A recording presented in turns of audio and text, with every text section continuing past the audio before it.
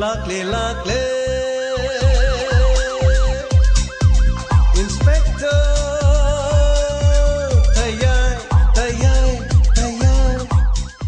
Ahanba Maktada, Inspector Tayai Tabiri Basingu James Haruzamna, Taramnok Chabugaluna, Ikok Nona, Kurumchari, Quite Samba, Monodrama Amo Uriba, Inspector Tayai. Ngasigi Tankak to Supuduna luxury. Listening Amaga Chatrik Katara Suba Tankak. Ngasigi Tankakta, Uran Bagi Ka, Mari Shuba Saru, Sanduk Chaniba, Torumasi, Ikui Irakta Tongliba, Todo Watoka Mari Ladaba, Crime Gi Casing the Yumpamoiba, Wari Sing, Maduta Netana. Thogalon, Chanaron, Kanglon Kamarum Yauraba, Adugumba, Tankak Aman, Mamangi Tankak Tadoma Tabikre, Alobi, Romanina, Maki Yamlaba, Lupak Rorama Makakare, Henmaki Senpam, Mioi Karan among the Namtak Toduna, Sela Silokokodore Haiba, Inspector Tea Yauna, Banki Menes and a Kangmadagi, Makoyi Planamagi Matung Inna, Mahak Tadoki, Amarumda, Boshanta, Mahaki Punsiwari, Garangiwari Tankak Asida, Kanki, Maka, Taminarsi. Aina mafamsid amon uba phangdre makoi chatkre Huran bahaiba mingthon piramlaga chatkre keno lekai na sungasi de aibu uba matam da tuka chare dana makoi mayam panamangna aibu uba da loina tuka chare yungau ba Huran ba makhut masa sang ba bosanta ne haidana bosanta gi yumpham di Huran ba gi ka se bosanta gi leifam ne haidana thakani ai gi nai tom leiba punsida Huran bagi mingthon phangauraba ai thakani kana su ai ya ningma pamada thingba ngamoi kana su chalo na khoisu mafam masidagi chalo na khoisu Huran bagi mingthon phangakani bosanda ga tinaradi Huran bane yu thakba bosanda ga tinabadudi Huran bane haiduna hairakani na khoidu soidana maki mina ne badram to birakani chalo na khoisu chalo adu wabdi ai khoida haining haijasinu da punamak to khoi loin thingnan adu bu yam sengna haidi tabsun wari se khoi yam di khangdam ngasi wari si taja matam da thamoi de thuk laubam di paw adu side tajo biren na mana kari no mana khali bo wakhanjina Manau no pau hundoglam laga chatki hai bo wafam sibu chatkhashan lagtre amona hanat to nei yanglatre ai di Huran magi mingthon phangdana le hore dana kero le kai na to ga chare Huran mani haira bani ai no Huran drabasu kero le kai da pona ma mang ma mafam masida thibala e pochai meheng mang ma nang na lori natra na kara angam ma kaguru changa go khupanu khunam na tharaga nahi taraga le hoba Karana Pubiraga mai michla kauksalaga lehoba teimaga tajona pirama mingtholasina miyam punamaki ngangma moire miyam punamaki chaifam moire bosanda gi punsi nakhoiso noi tulu mangi bagi lakpana thro aingonda taino pomnama aingonda loina taino mini am haibane thong lonsinduna leiriba igi kada punamak leibane haidana hadubu aina mafam asida aina mafam asida changandabadi mafam asida nakoi gi pochai Huran ba poto leibagi nat mafam asida igi tajogi khungul ai teimagi khungul ta khibado numit adudagi aina imung asida wai sitaba makai wai teidaba makai leibane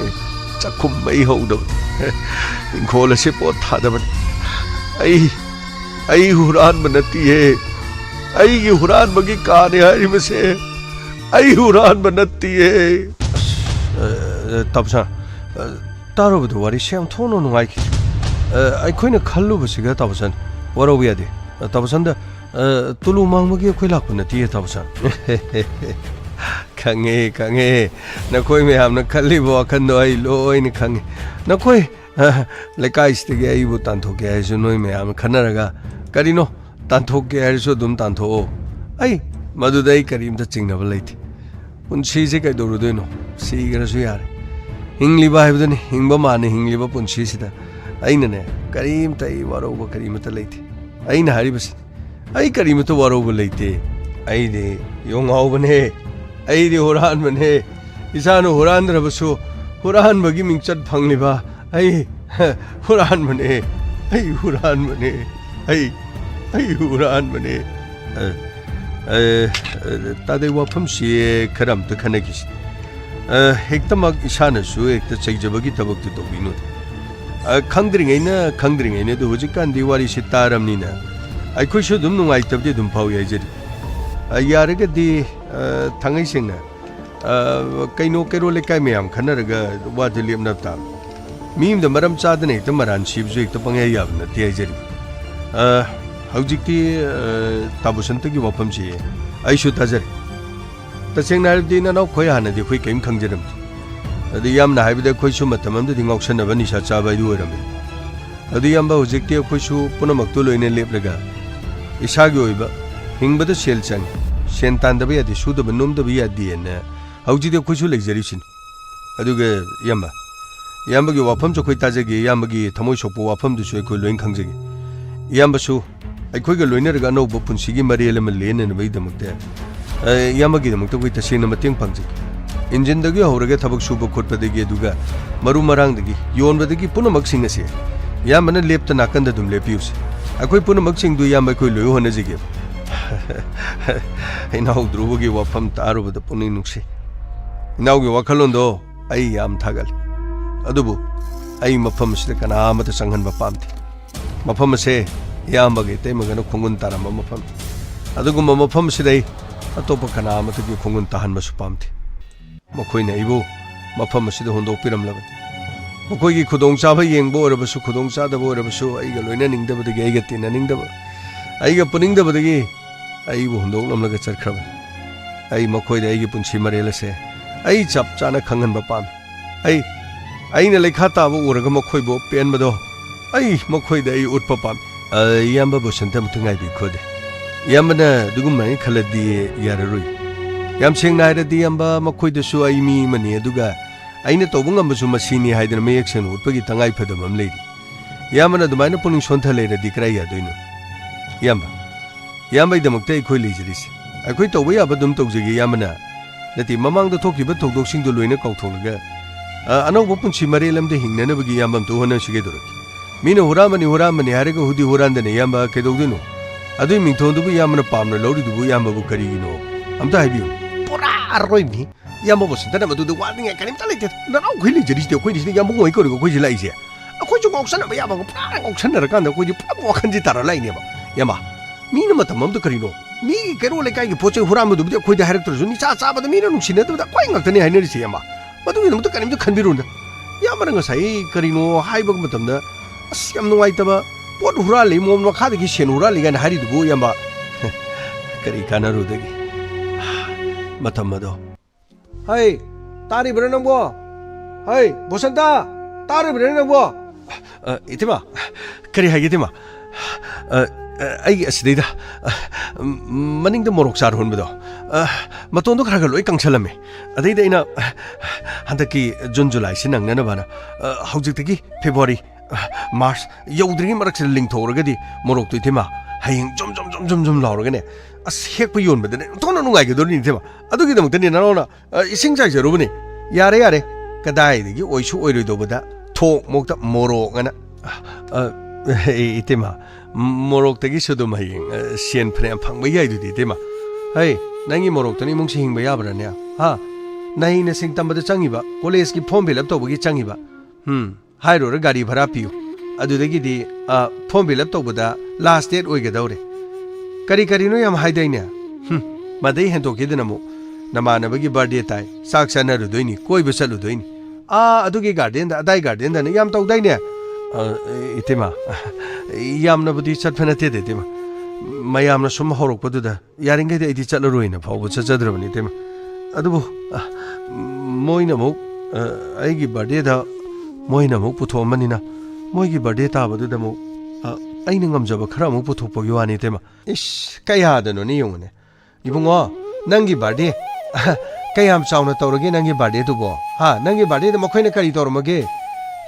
कानदबरा मसदैदा मीगी birthday चलुगे Sen पिरो नयामसिना थबक चटपदम तोइबा नंगना हा थबक चटफम खंगद्रे हेक office के थोंग कान तौरपदु नंगना लहोगुदबा अदुगा करिनो खंगे मरी निबदा नयामद खोंग थांगमम थोक्त्रे करिमदा चटफम खोफम करिमदा खंगद्रबनिना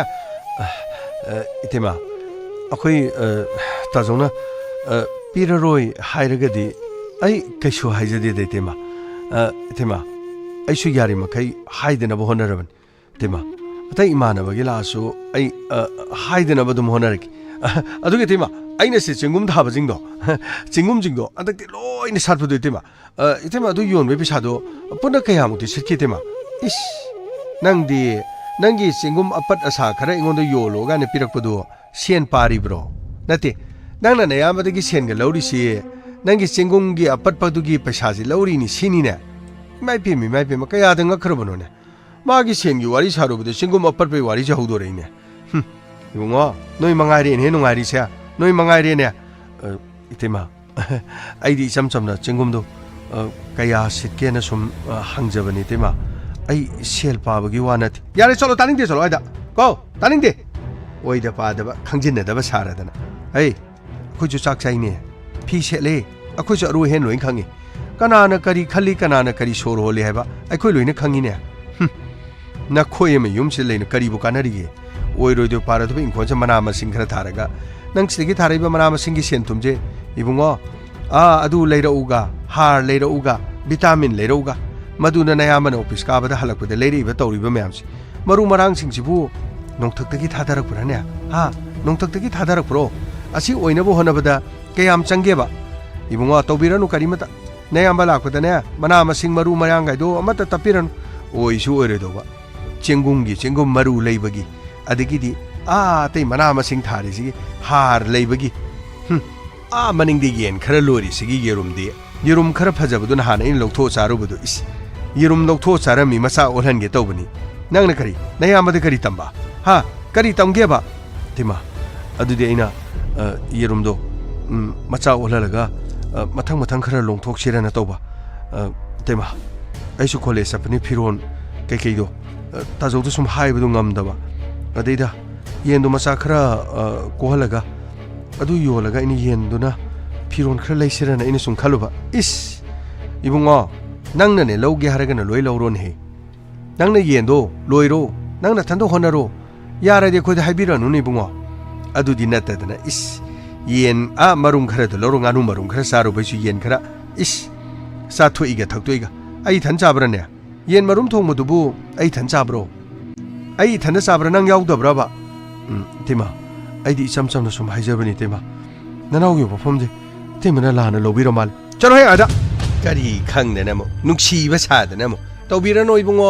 नुक्सीबा साबिरनो इस करी काननबा मीना थागना हिना सिंगतम बहुनदिने नसाना न हिना सिंगतम गेदी वारी लारिक त मयाम ताद्रो मीबु मी मनने होनगेन होनबदा कयाम कुइनो होनदोरिगे हा नों फादो मिंग चनबीबा नों फादो लारी म खोंगाव म फुरी म लेबीबा दुदि तौने नापुंची सोप मी ओइनबा मी म सेम ngam मतम नदिने हे थाइनगी सनगारी लोरिङेदा मयामन लौरगा मनाउ नुपा फगना चौ चौ थाएदो अदुइ मतम दु नतिने खोदि लौगो उजदिने तोलो मसासिन ने इसागी सुगी खोनबा करिमबो बोंगमदे मसे नंग अमुक यावरिगे सनबिरे मी ने बुंगो तेमगी वाफमसी यारे बुंगो इमुंग असिदा करिबो कानरिगे नंगो साक अचौबा पुखम म कटपा मदगी दम हेन डॉक्टर नुमिदांग वायरमदा इते मा चाक लेबराना पुथोलगा माइ पि मे मा चिंग मु वामना थिबो चाक तो मु मोरो खरा मे लेरगा मसलेदम अरे बंगारी थुम कै कै तो लोय मेसन ग दोरिबन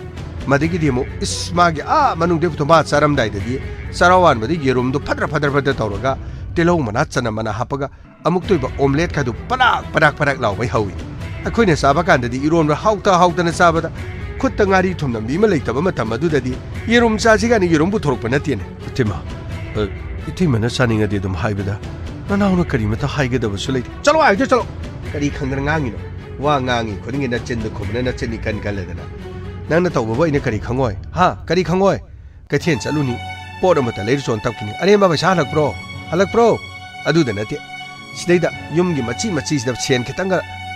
लुपा चामदुनने आदगी बामोनी बेमसादगी हवाईजार दु लेने हवाईजार लेरगा लेमबो पैसा दे लुपा 100 से लेहोबदुबु हवाईजार मयोम खक लेबि लुपा 100 अदुगा लुपा 100 दुबु सिगी नाकन चाखुम नाकन थमदु लेरमदेने इमुंग सिदबु कना संगे नंग नतन इमुंग सिदा कना लेगेबा तिमा अदुदी अंगांग सिंगसु लोइना लेबनिना चलो आइदे चलो हाइरुरगा अंगांग दे ताइना रेगा आइगी सा सिंगसि नंग दोनु हुरा मामामरो नंग दोनु हुरा मामामरो तिमा ꯑꯩꯅ ꯀꯔꯤꯕꯨ ꯍꯨꯔꯥꯜꯂꯒꯦꯅꯦ ꯏꯇꯩꯃꯅ ꯍꯥꯏꯕꯤꯔꯤꯕ ꯋꯥꯁꯤꯕꯨ ꯏꯇꯩꯃꯅ ꯅꯅꯥꯎꯅꯤ ꯉꯥꯡꯕꯤꯌꯨ ꯆꯩꯕꯤꯌꯨ ꯐꯨꯕꯤꯌꯨ ꯑꯗꯨꯕꯨ ꯏꯇꯩꯃ ꯅꯅꯥꯎꯅ ꯇꯥꯕ ꯉꯝꯕꯒꯤ ꯋꯥꯡꯃꯗ 이팀은 낭비리고 와펌도부 아이고 후란만이 하이보 와펌치보 에이 후란보 후란보 후란보 에이 후란보 낭세 레이버드기 묵세 레이팜 잡은 강들어버니나 아코디 레이자닝드레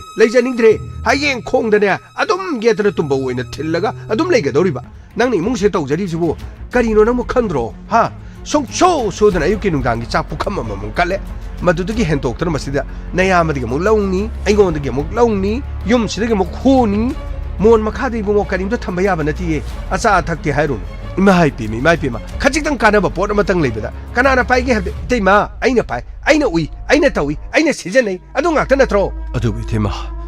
aina season abadugi aina season haijabani aina season adabu oirabadi aina season haiduna karamna haigedagi ne teima hai nachindo kala kono ibungo ko wai yam nang aning garjani nangi no na tawsina ni ne khoni yum thado ga chatkadori bese khangabra ꯅꯪꯒꯤ ꯃꯑꯣꯡ ꯃꯇꯧꯗꯨꯗꯤ ꯑꯩꯈꯣꯏꯗꯤ ꯀꯤꯕꯨ ꯀꯤꯅꯦꯍꯦ ꯅꯌꯥꯝꯕꯁꯤꯅ ꯊꯕꯛ ꯆꯠꯈ꯭ꯔꯒ ꯃꯁꯤꯗꯩꯗ ꯌꯨꯝ ꯑꯁꯤꯗ ꯅꯪꯒ ꯑꯩꯒ ꯑꯉꯥꯡꯁꯤꯡꯁꯤꯒ ꯂꯩꯍꯧꯕ ꯃꯇꯝꯗ ꯑꯩꯗꯤ ꯀꯤꯅꯦ ꯅꯌꯥꯝꯕ ꯍꯜꯂꯛꯇ꯭ꯔꯤꯕ ꯐꯥꯎꯕ ꯐꯃꯨꯡꯒꯤ ꯃꯌꯥꯏꯁꯤꯗꯅꯦ ꯊꯥꯡ ꯑꯃ ꯄꯥꯏꯔꯒ ꯑꯩꯅ ꯐꯝꯂꯤꯕꯁꯤ ꯀꯔꯤꯒꯤꯅꯣ ꯀꯔꯤꯒꯤꯅꯣ ꯅꯪꯗꯣ ꯇꯨꯀꯠꯆꯕ ꯅꯪꯗꯣ ꯀꯤꯕ ꯅꯪꯒꯤ ꯃꯤꯠꯌꯦꯡ ꯅꯥꯌꯦꯡ ꯏꯃꯨꯡꯁꯤꯗ ꯂꯩꯕꯗ ꯑꯩꯕꯨ ꯅꯪꯅ ꯅꯪꯒꯤ ꯅꯆꯦꯗꯧꯅ ꯅꯆꯟꯗꯧꯅ ꯈꯟꯕ꯭ꯔꯣ ꯅꯪꯅ ꯌꯦꯡꯉꯤꯕ ꯃꯤꯠꯌꯦꯡꯗꯣ ꯑꯩꯁꯨ ꯂꯣꯏꯅ ꯈꯪꯉꯤꯕꯅꯤꯅꯦ ꯈꯪꯕ꯭ꯔꯥ ꯊꯤꯃꯒꯤ ꯋꯥꯐꯝ ꯑꯁꯤꯕꯨ ꯍꯩ बसंत तानिंगदे को तानिंगदे युम मसी थादोगा कदाइदनो लंगफैदर करिदनो नंगसु होनरुब याइना नंगी ताजौन होनरिबसिदी मी ओइनबो होनबदा दैने लेखिद्रब इमा इबेंदो आइदि पंजनिंगदे मखोइनाने करिबु तौबिरमगे नोइना यामगे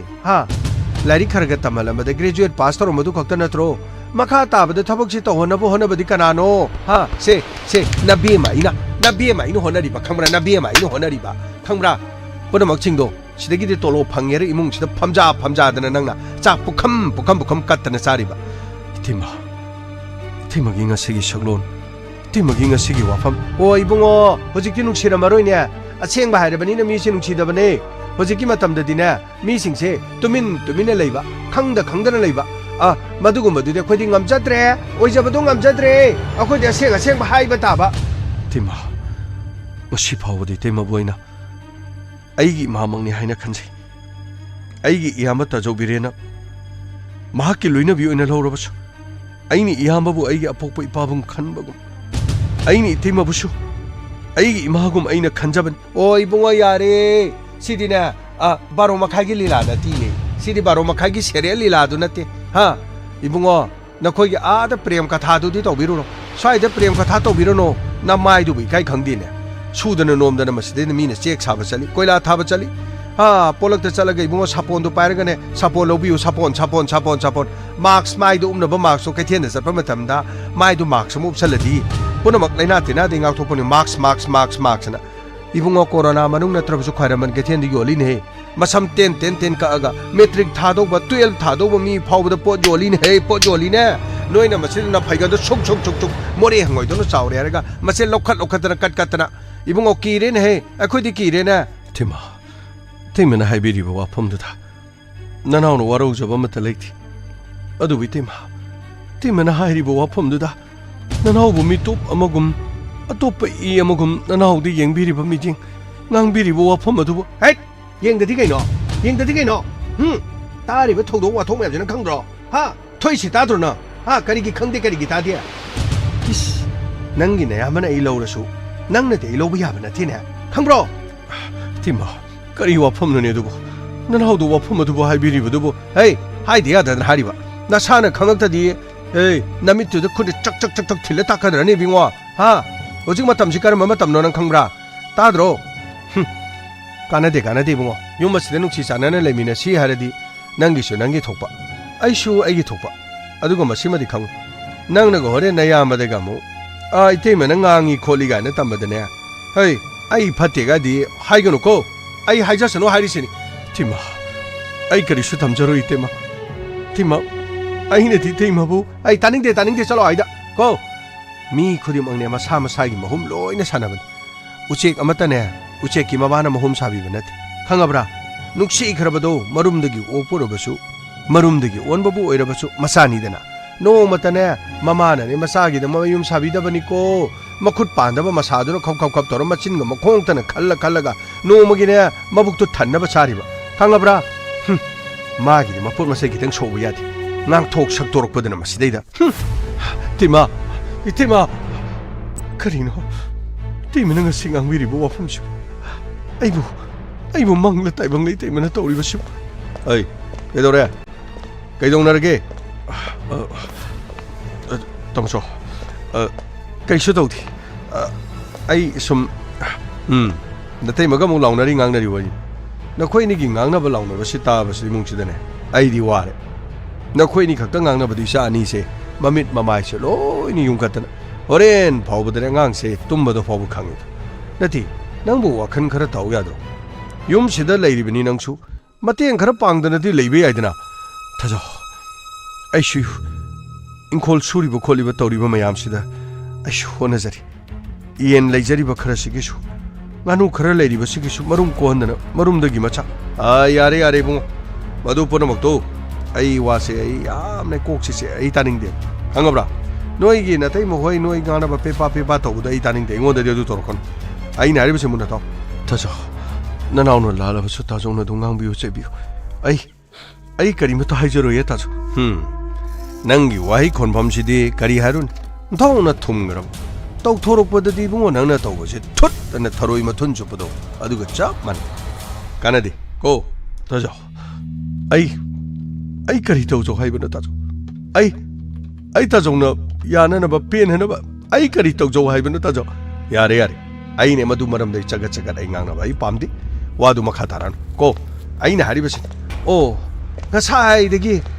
모이 타조디 타박할라가 짱럭디에디 소아이다 뭐 미리엠고 온천에다는 뭐 빠나리보 이래 아이 너는 가리 강게 뭐 강이도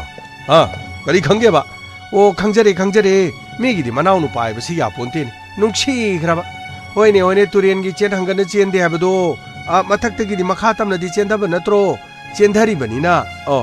나친나 나오기 농치나버도 올리바니네 오 아이코이디 미톱 아이코이디니 이몽가 치다네 민나이기 분치데 레리바 분치다 민나이기 분치 아이 그노는 강이도 봐 그노 하베니는 강이도 봐오 강가도리 예 아이코이디 암나 강가도리 이몽가 치다 코이부 까나나 마 생다리게 앙앙주 호나바 마세 이몽 셀레리바 마얌 시기죠 카우나나 호나바 마이피 마마오이니 노노노 라고 마탐두다 시경자이 가라잡을 레이람 친구도 마이피 마마 코이 시기로 마통지다 와칸지 기당 뽀 하나 타이 칼루버부 시간자이 징도는 뽀마 마사마 수두디 묵탐만만이나 쿠로우탕 레이레 오 콩도 쿠로우탕에 헤이 깨노는 강이도 봐 깨노는 강이도 봐 생마 하이바니나 마얌 보이바니나 기당 와로록브라 기당 와로록게 떠브로 아이 또밀레 고 또밀레 하리버시 아이 낭조정오 호이 타조 아이 와이게 이문고 시들 레이러버디네 이문고 시들 레이버나 테이모이나 하이버시주 그런 강고 석부지 그런 롱니 붕어 고 낭 아이기 나온 아이기 이름카 아두가네 아이네 딸이 뭐 빠옥싱어세 마세 아이 강도는 레이 아이네 강문감도 보면 또 뭐만 라카니 고 아이네 강문 마탐도 라고 마탐다 낭 아이고 소이들 와로록하니 하리버시니 타조 그리노 하비리고 펌도 보고 나나오나 라라버스 타피오 나나오디 타조기 이름카 아이나 알아하면 떨어보서 이 샘독적에 따져 아이고 가리기노 둠나 아이는 똑다버드 따종나 ingond다 버드람 또 미리부도 가리기노 어이 아이는 ingond다 버드람 또록하이 가나 도리게 가리가나가 도리게 봐 낭나 사나 갈루네 나 사수 이뭉어 어이 파르주 파트르수 라릭 미시 라릭 하이라가 라이슈칸가 바주 다니네 타져 아이네 가리노 란 켜버치고 야레 아이네 하리버스니 정 이몽 와시데 낭나 도리버 노나 또 보나마 나테이메나 로이나 탐 아이 이신치네 아이 빠닝부자나티 나사나 와칸도 수카라칼 낭기다 먹도 호나리 바두가 이몽 와시데 떠리버 싱아시 낭나 마싱 타다버기 와니 나야 먹이 로이나비 낭기 이만 아이 낭기 포크니 하이드나 낭나 사나 나친다디 뭐 하이바 아이 코이네 낭마부네 해 낭나 타다바 아이네 낭이 나탁다 라리버 컴플레인 맵시 강모가 만나티 चलो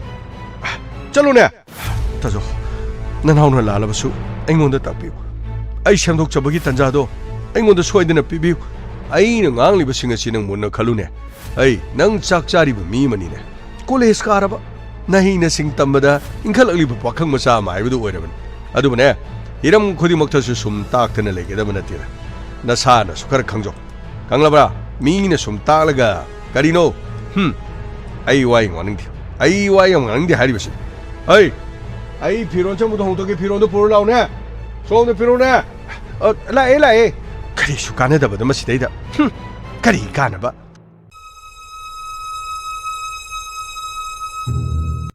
तबसुंदा अदुदी तबसुंतदा यामना दुं ngang चैबदु महौबदुदगी दुमिन अदुदगी रो खनै हाइदुबो तो मदुदगी नथि यामना इंगोंदा क्यारा कन हाइकी नतैमना हाइबे लो नतैमना चिंगनहनगनो हाइ आई करिनो हाइबदे आई करिमता खंगमंग आइसु इमुंग अदुदा तोपम थोपदि तौर इमुंगदा आइसु फमदुन तुमिन चारगा लैबा मी हाइबदि दोइदि अदुबो आइबु नुंसिनबगिदमगि तैमना तजौदा तमद्रबनिना तजौना आइबु नोंमो नोंमगि नुंसिदबा हेंजलकि आई खंग तजौना आइबु युमसिदा लेहनिंद्रे हाइबा फावबा आई खंग अदुबो आई यामनि खंदुना आई अदुमक खांगदुना अदुमक लैखिबा ngakतनि अदुबो नोंमदि आई यामना चथोखरिङै मतम अखोइगि तैमा लैरिङै मतमदा खंगौदना तैमना आइबु कौरखि हाय बसंता कई हैगे तेमा आई असिदा येनगे मचिनजाक खरा हाइरोरगा नंगी येनगे मचिनजाक थारी आ पुखरीदने ngaगी मचिनजाक थारी नापी फाली वा मता हाइबदा नंगी थबक्तुदि येलक्तनबनी नंगना हारिदो पाखोन मतंग हाइबदा हाइरकनी हाइदना आ इतेमा आई इसिंग चली आ इतेमा आई आ इसिली आ इतेमा आई येन मचिनजाक थारी नंगोदा हाइगेदबो वासि कइनो हा नंगोदा हाइगेदबो वासि करिनो इतेमना हाइबदा आई यादबा मत लेजरो अदुम हाइबियु इतेमा आई हौजि हौजि थबक तौरुबदि इतेमना कौबदु दai परप लाहौदबगी मरमदो अदु खक्तने इन हाइजबति वा मत हाइरुबदा मसा कंथोग ngangjaba मसा सिदा दुम नुंसिबा मिसिबु करिनो खंगदिने माइपेमा आई वा हाइगे ताव मिगी मरुकी पैसा सिदैदा लुपा 5,000 थममनि नंग चाखमदगी लौथोब्रा कदाइनो पिरो इतेमा आइदी तसिंगना आइगी सेदुदी लौजदि यारोइने बसंता नंगबो सेनु पुथोरो वयामना रकनी पुथोरो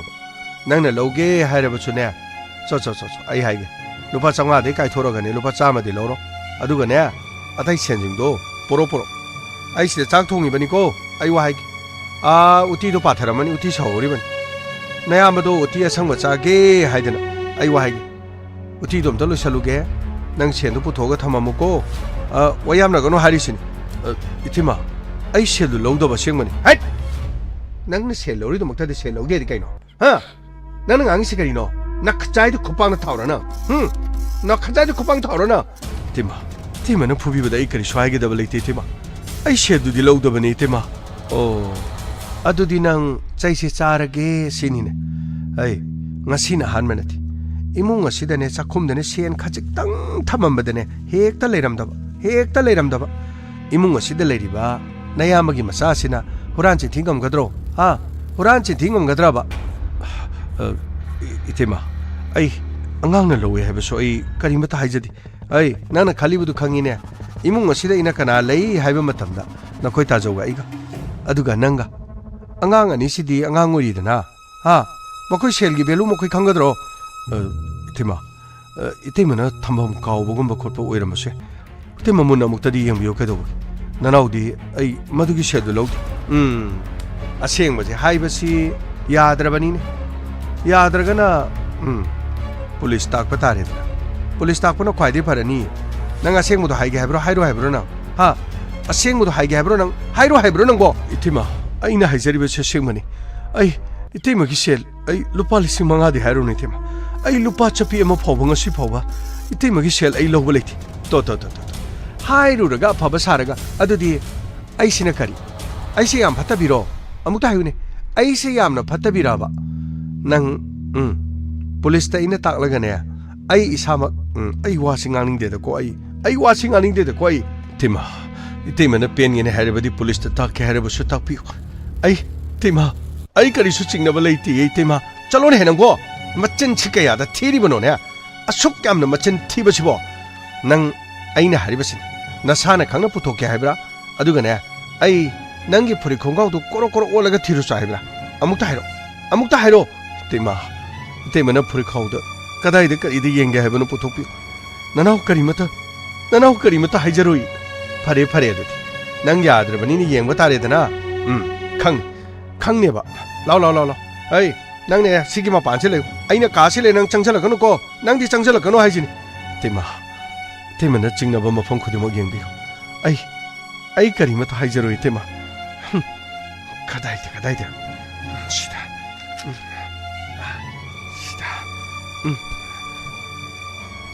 또 시다 레이리네 헤이 영어 또 시다 레이리 시행어 시 마루께 비람바비나 하나 비람바 비산 시다 레이레 또 시다 레이레 그리네 티마 아이디 어두기 셴팜도디 티마 아이게 불카우도 못하고 그러나 ꯅꯪꯒꯤ ꯀꯥꯁꯤꯗꯒꯤ ꯅꯪꯒꯤ ꯐꯨꯔꯤꯠꯈꯥꯎꯗꯒꯤ ꯑꯩꯅ ꯍꯥꯡꯗꯣꯛꯇꯨꯅ ꯊꯤꯕꯗ ꯐꯪꯂꯕꯁꯤꯁꯨ ꯅꯪꯒꯤ ꯅꯠꯇꯦ ꯍꯥꯏꯒꯦꯔꯣ ꯍꯥ ꯍꯩ ꯅꯪ ꯌꯨꯝ ꯑꯁꯤꯗ ꯂꯩꯕ ꯌꯥꯔꯣ ꯅꯪ ꯃꯁꯤꯡ ꯀꯌꯥꯔꯛ ꯍꯟꯅ ꯅꯪꯅ ꯁꯨꯃꯥꯏꯅ ꯇꯧꯔꯤꯁꯤ ꯀꯌꯥꯝ ꯌꯥꯝꯃꯦ ꯀꯌꯥꯝ ꯌꯥꯝꯃꯒꯦꯕ ꯅꯪ ꯀꯌꯥꯝ ꯌꯥꯝꯅ ꯍꯨꯔꯥꯟꯈꯤꯒꯗꯧꯔꯤꯒꯦ ꯍꯥ ꯅꯪꯕꯨ ꯀꯌꯥꯝ ꯌꯥꯝꯅ ꯍꯨꯔꯥꯟꯈꯤꯒꯗꯧꯔꯤꯒꯦꯕ ꯑꯩꯅ ꯅꯪꯕꯨ ꯉꯁꯤ ꯐꯥꯎꯕꯗ ꯏꯄꯨꯔꯣꯏꯕꯒꯤ ꯍꯦꯛ ꯏꯔꯦꯝꯈꯥꯛꯅꯤꯀꯣ ꯈꯟꯗꯅ ꯅꯪꯕꯨ ꯑꯩꯅ ꯉꯁꯤ ꯐꯥꯎꯕꯗ ꯏꯆꯥꯗꯧꯅ ꯊꯝꯃꯗꯨꯒ ꯍꯩ machinchida itima machinchida itima ai de siendo lo do bani itima machi makaya danga ino masibo machi chapal sina machi machinchida machi itima machi itima ai kanin do sha ha kanin do shibo nanano pachi huranba sembo olabane huranba karino mana kari huralino nati wagi wa chumna phajana hainaba yadro nangbo 하 까리노 바능 뜻이보 나나오는 바 후라면서 뭐 깡칼리바니네 하 깡칼리바네 봐 에이 깡카버기 와나티네 와기 와도 파자는 강로기 아들 해바니네 맞지는지 이 인각등하리네 또저 거의 때문에 아이는 셀 후라래 하이드나 마나 푸버기니 또저 아이 셀디 아이 후란디에 또저 아이 후라면 뒤에 또저 아이 낭수 셀디가 너무 후란루리 아 그래도 후란리게 하요 아묵다 강오 이망시다 강오 아이 레이트간다네 나나오노 바눅시베니가 랑강선 똑선아버도디 야라로이 아묵다 강오 빼나 아묵다 강오 바 까리노 만토르미샤 하 아묵다요 마나 토르시 까리노 바 또또또또 시기 센팜 제시 비나나네 마루키 피람바니나 페샤네 바시 루파리 싱망아 사콤다 탐밤바 아이너네 마닝 파우동 팍 토부다 짱럭보다 시엔지 헥터 레이람다바니 미야 이스 시엔지 스마이노 꼰잘라가 레이바 ꯄꯪꯆꯥꯎꯕꯁꯤꯅ ꯁꯨꯃꯥꯏ ꯀꯣꯟꯁꯤꯜꯂꯒ ꯂꯩꯕꯅꯦ ꯃꯤ ꯑꯗꯨꯒꯗꯤ ꯃꯁꯤꯗꯩꯗ ꯃꯉꯣꯟꯗ ꯑꯩꯅ ꯍꯪꯉꯕꯗ ꯃꯥꯒꯤ ꯀꯥꯗꯒꯤ ꯊꯤꯌꯨ ꯍꯥꯏꯗꯅ ꯃꯥꯅ ꯍꯦꯛꯇ ꯍꯥꯏꯕꯅꯦ ꯃꯤ ꯀꯥꯗ ꯆꯪꯉꯒ ꯌꯦꯡꯉꯨꯕꯗꯗꯤ ꯃꯥꯒꯤ ꯐꯨꯔꯤꯠꯈꯥꯎꯁꯤꯗ ꯅꯞꯇꯅ ꯁꯤꯗꯩꯗꯤ ꯉꯥꯟ ꯍꯦꯛꯇ ꯂꯩꯔꯝꯃꯦ ꯋꯥꯅꯤ ꯅꯪꯗꯤ ꯑꯩꯅ ꯏꯅꯥꯎꯅꯨꯄꯥꯅꯤ ꯈꯟꯗꯨꯅ ꯀꯟꯈꯠꯇꯅ ꯉꯁꯤ ꯐꯥꯎꯕ ꯊꯝꯃꯛꯄꯁꯤ ꯅꯪꯗꯤ ꯑꯁꯦꯡꯕ ꯍꯨꯔꯥꯟꯕ ꯑꯣꯏꯔꯦ ꯅꯪꯗꯤ ꯑꯩꯈꯣꯏ ꯏꯃꯨꯡꯗꯒꯤ ꯁꯦꯜ ꯃꯥꯡꯉꯤ ꯍꯨꯔꯥꯜꯂꯤ ꯃꯣꯟ ꯃꯈꯥꯗ ꯁꯦꯜ ꯂꯩꯔꯝꯗꯦ ꯍꯥꯏꯗꯅ ꯅꯠꯇꯦꯃꯅ ꯑꯩꯉꯣꯟꯗ ꯍꯥꯏꯕ ꯑꯩꯅꯗꯤ ꯍꯥꯏꯕꯤꯔꯨꯅꯨ ꯑꯉꯥꯡꯅꯤ ꯆꯥꯅꯤꯡ ꯊꯛꯅꯤꯡꯗꯅ ꯂꯧꯕ ꯑꯣꯏꯔꯝꯒꯅꯤ ꯍꯥꯏꯗꯅ ꯅꯪꯒꯤ ꯃꯤꯆꯪ ꯆꯪꯗꯅ ꯑꯩꯅ ꯂꯩꯔꯛꯈꯤꯕ ꯑꯗꯨꯒ ꯅꯪꯗꯤ ꯍꯨꯔꯥꯟꯕ ꯑꯁꯦꯡꯕ ꯑꯣꯏꯔꯦ ꯑꯩ ꯅꯪ ꯌꯨꯝꯁꯤꯗ ꯂꯩꯕ ꯌꯥꯔꯣꯏ ꯇꯥꯆꯧꯅ ꯍꯥꯏꯕꯤꯔꯤꯕꯗꯨ ꯀꯔꯤꯅꯣ ꯑꯩ ꯀꯗꯥꯏꯗꯅꯣ ꯑꯩꯅ ꯆꯠꯀꯗꯧꯔꯤꯁꯤꯕ ꯇꯥꯆꯧ ꯑꯃꯨꯛꯇ ꯍꯥꯏꯕꯤꯌꯨ ꯇꯥꯆꯧ ꯑꯩꯒꯤꯕꯨ ꯇꯥꯆꯧ ꯅꯠꯇꯅ ꯏꯇꯩꯃ ꯅꯠꯇꯅ ꯀꯅꯥ ꯂꯩꯔꯤꯕꯒꯦ ꯍꯦ ꯇꯨꯃꯤꯟ ꯂꯩꯌꯨ ꯇꯥꯆꯧ ꯅꯠꯇꯅ ꯏꯇꯩꯃ ꯅꯠꯇꯅ ꯀꯅꯥ ꯂꯩꯔꯤꯒꯦ ꯀꯥꯏ ꯍꯨꯔꯥꯟꯕ ꯅꯪꯕꯨ ꯑꯩꯈꯣꯏꯅ ꯌꯣꯛꯈꯠꯇꯅ ꯊꯝꯃ ꯀꯩꯗꯧꯗꯣꯔꯤꯕ ꯑꯩ ꯅꯇꯩꯃꯒꯤ ꯃꯃꯥꯡꯁꯤꯗ ꯑꯩ ꯆꯥꯡ ꯇꯥꯔꯤꯅꯦ ꯑꯩ ꯏꯀꯥꯏꯔꯤꯅꯦ ꯑꯗꯨꯒ ꯍꯨꯔꯥꯟꯕ ꯅꯪꯅꯁꯨ ꯇꯥꯆꯧ ꯑꯩ ꯍꯨꯔꯥꯟꯕ ꯅꯠꯇꯦ ꯇꯥꯆꯧ ꯍꯦ ꯇꯨꯃꯤꯟ ꯂꯩꯌꯨ ꯅꯆꯤꯟꯗꯨꯗ 타죠 나친다 나타 투가요 맞다 투가요 만나 돈제들 어떤 게 아니에 마이스 마이스 투가요 투디오 타죠 나친도 분가이 가리더라 후란마랑 요마세 낭나 탄도 이내래 호부다래 아이코 요마시 타도가 sad기부다 낭게 그게 레미나바디 숭망마마라 낭 후란마니 낭 아이는 따락리버세 그야ම් 그래 낭이 마람다 이는 따락리버세 그야ම් 그러게 아두가 나시디 후란마낭 아이기 망먹다도 후란마낭 파래드나 아두가 낭나 후란마나 때 하이버수 사리 아이 낭기 내야만하대 나시디기 낭가 이거 머리 레이너드라바니 아이가 머리 레이너드라바니 하이버시니 아이 뽀차이 신경 부독시라 아이 가리기도 마니 아이움놈도 pau피고 ꯑꯗꯨꯒ ꯄꯣꯠ ꯆꯩ ꯑꯔꯩꯕꯁꯤꯡ ꯑꯁꯤ ꯂꯣꯏꯅ ꯄꯨꯈꯤꯁꯤ ꯃꯥꯒꯤꯅꯤ ꯍꯥꯏꯕꯗ ꯂꯩꯍꯧꯔꯤꯕ ꯑꯃꯟꯕ ꯀꯥꯡꯊꯣꯟ ꯑꯁꯤꯒ ꯆꯐꯨ ꯌꯥꯟ ꯑꯃꯟꯕ ꯈꯔ ꯂꯩꯍꯧꯔꯤꯕꯁꯤꯒ ꯊꯝꯃꯝꯃꯒ ꯂꯣꯏꯔꯦ ꯂꯥꯎ ꯑꯥꯗ ꯌꯨꯝꯂꯣꯝꯗ ꯐꯣꯟ ꯇꯧꯔꯨ ꯂꯥꯎꯅꯦ ꯅꯄꯥꯝꯗꯒꯤ ꯃꯤ ꯀꯧꯅꯦ ꯒꯥꯔꯤ ꯀꯧꯁꯤꯅꯦ ꯃꯥꯒ ꯁꯤꯗ ꯂꯩꯃꯤꯟꯅꯕ ꯉꯝꯂꯣꯏꯅꯦ ꯃꯣꯏ ꯇꯥꯖꯧ ꯅꯍꯥꯟꯅ ꯑꯩꯅ ꯍꯥꯏꯗ꯭ꯔꯣ ꯑꯩꯅ ꯅꯍꯥꯟꯅ ꯍꯥꯏꯗ꯭ꯔꯥ ꯍꯥꯏꯕ ꯇꯥꯖꯧ ꯑꯩ ꯊꯥꯗꯣꯛꯑꯒ ꯆꯠꯄꯤꯒꯅꯨ ꯇꯥꯖꯧ ꯅꯅꯥꯎꯅ ꯂꯥꯟꯕ ꯂꯩꯔꯕꯁꯨ ꯇꯥꯖꯧ ꯑꯩꯕꯨ ꯉꯥꯛꯄꯤꯌꯨ ꯇꯥꯖꯧ ꯇꯥꯖꯧ ꯑꯩꯕꯨ ꯊꯥꯗꯣꯛꯇꯨꯅ ꯆꯠꯈꯤꯅꯨ ꯇꯥꯖꯧ ꯑꯩ ꯊꯥꯗꯣꯛ ꯈꯣꯡꯁꯤꯗꯒꯁꯤ ꯀꯣꯟꯕ ꯁꯥꯔꯤꯅꯦ ꯊꯥꯗꯣꯛꯅꯦ ꯍꯩ ꯊꯥꯗꯣꯛꯅꯦ ꯊꯥꯗꯣꯛ ꯍꯥꯏꯔꯒ ꯇꯥꯖꯧ ꯇꯥꯖꯧ ꯇꯥꯖꯧ ꯑꯩ ꯅꯪꯒ ꯂꯩꯃꯤꯟꯅꯕ ꯌꯥꯕ ꯅꯠꯇꯦ ꯑꯩ ꯑꯉꯥꯡꯁꯤꯡꯗꯤ ꯀꯔꯥꯏ ꯆꯠꯈ꯭ꯔꯦ ꯍꯩ ꯊꯣꯏꯊꯣꯏ ꯊꯣꯏꯊꯣꯏ ꯀꯗꯥꯏ ꯂꯩ ꯊꯣꯏꯊꯣꯏ ꯊꯣꯏꯕꯤ ꯅꯈꯣꯏ ꯀꯗꯥꯏ ꯂꯩ ꯂꯥꯎ ꯆꯠꯁꯤꯔꯣ ꯌꯨꯝꯁꯤ ꯊꯥꯗꯣꯛꯑꯒ ꯆꯠꯀꯗꯧꯔꯕꯅꯤ ꯂꯥꯎꯅꯦ 이씨, 안가한가시 로이네 끼드나 시라 로이네 숙찬드는 레이리네 떠오르시 하이 너코이 까리 앵레리야 하 까리 앵레리게 라오네 짜시 라오네 로이보 하이 낭 앵들 레르 뽀짜이 징지 사자부터 하이 토비 라오 나 피노론도 호니 라오 하이 토이 까나노 너는 앵레리도 하 까나노 하이베네 낭 앵이도 차차라오 빠빠 까까세 마친지 로이네 딸레 이 로이네 따레 마나토노즈 이 로이네 따레 하이 후란 마치 영게 도게 해노나 후란 마치 영게 도게 해노 라오 차차 라오네 뭐이 바봉 없다 라오 포차이 좀 떨어도 혼동나부 똑시 라오 이 밤롱이 밀로 하이그래 가리 부르가 라니 라오 포차이 좀 떨어도 탕토비나 시 라오 에이 라이 에이 너희 차차 아들 영레노 라오 라오네 토이 라오네 카카기 진노 이 로이네 토에 토이 너희 아이부 타도 쳤더러브러 토비에 너코이 아이부 타도 쳤더러버 토비 짠크 토이 너코이 카카부 타도 쳤더러브러 토이 카카부 타도 쳤다러브러 너이버 카카 비샤도 이마기 작품다 레이러마네바 काकागी खुंगाव लेनिंगाई लेते हाइबा ताबगी अइना लौथोगा हापचलमबने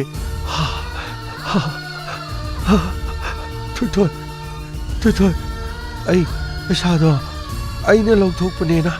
अई पाबुंगदा हाइरुगे याते हाइबे याते काकाना लौबने काकाना थोय नतदी नंगोंदा मो 너희 빠봉나 푸비니 능 하이베야 되고 능 하이베야 돼 능 하이게놓고 능 하이베야 돼 능 니까 가기 콩가오 레이티 까나나 하이로리바 능 오늘 까나나 하이게 뭐이게 아기 마닝기네 네말 학부도 마사이 삼발들 레빠가 와리 사나부도 아이 까가기 마똥다 레이바 따호웨바 아리다 아이니 이몽다 짱학보다 이마기 पैसा मयाम लेरमे पैसादो मथंग पुगिबदा होजिकिदो सखुंगी मनाक्ता लेरमदुदा अइना लौथोगा काकागी फुलकाउदा हापचलमने काका अइ लाले काका अइना पैसा हापचलबने काका अइ लाले काका थोय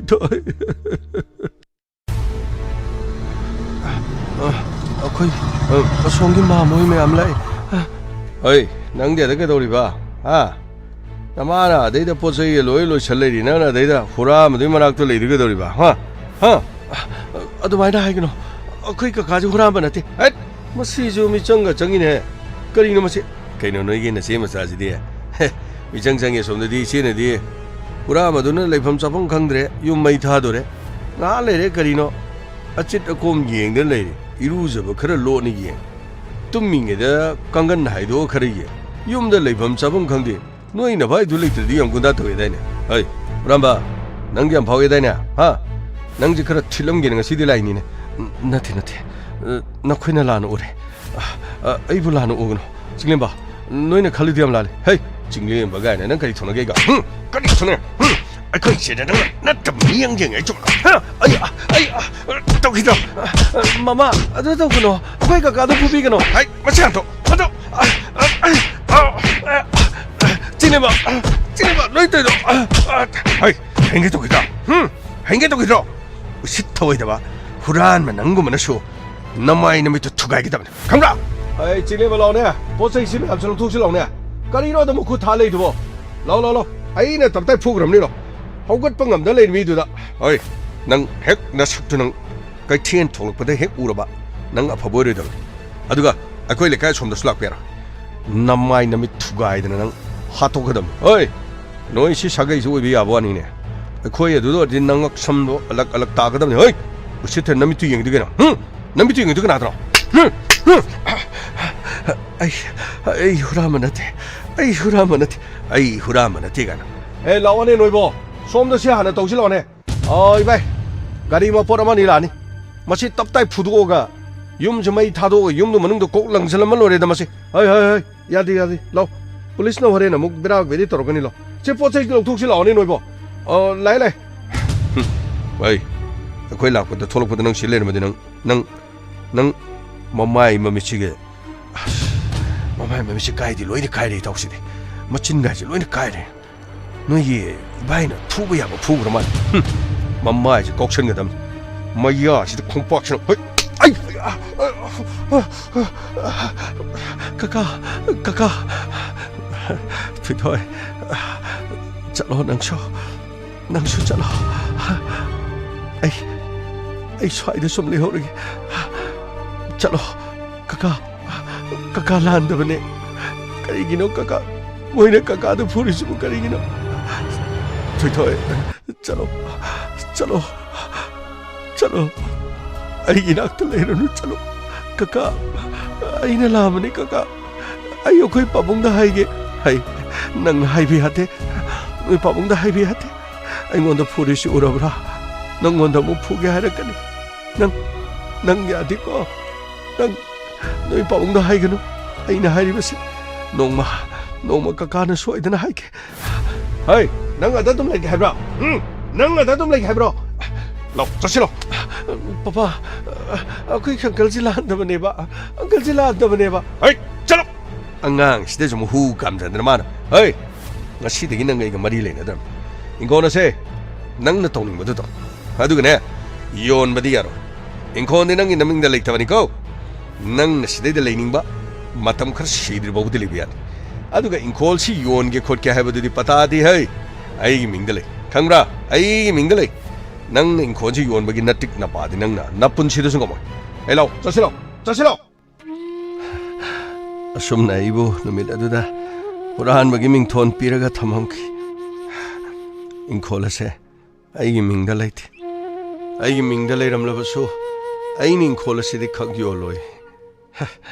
ꯑꯗꯨꯕꯨ ꯑꯩꯈꯣꯏꯒꯤ ꯇꯥꯖꯧꯒꯤ ꯃꯤꯡꯗ ꯂꯩ ꯍꯥꯏꯗꯅ ꯇꯥꯖꯧꯅ ꯍꯥꯏꯔꯝꯕꯗꯣ ꯑꯆꯨꯝꯕꯅꯤ ꯃꯍꯥꯛꯀꯤ ꯊꯕꯛ ꯏꯪꯈꯥꯡ ꯋꯥꯅꯣꯝ ꯊꯧꯅꯣꯝꯕ ꯇꯧꯗ꯭ꯔꯤꯉꯩꯗ ꯂꯣꯟ ꯂꯧꯅꯕ ꯍꯣꯠꯅꯕꯗ ꯃꯥꯒꯤ ꯃꯃꯤꯡꯗ ꯄꯥꯕꯨꯡꯒꯤ ꯃꯤꯡꯗ ꯂꯩꯔꯝꯕꯗꯒꯤ ꯑꯣꯟꯁꯤꯟꯈꯤꯕꯅꯤ ꯉꯁꯤ ꯅꯣꯡꯃ ꯐꯥꯎꯕꯗ ꯑꯩꯅ ꯏꯪꯈꯣꯜꯒꯤ ꯃꯤꯡ ꯑꯩꯉꯣꯟꯗ ꯄꯥꯜꯂꯣ ꯑꯩꯉꯣꯟꯗ ꯁꯦꯠꯇꯣꯛ ꯍꯥꯏꯗꯅ ꯍꯥꯏꯔꯨꯕꯁꯨ ꯂꯩꯇꯦ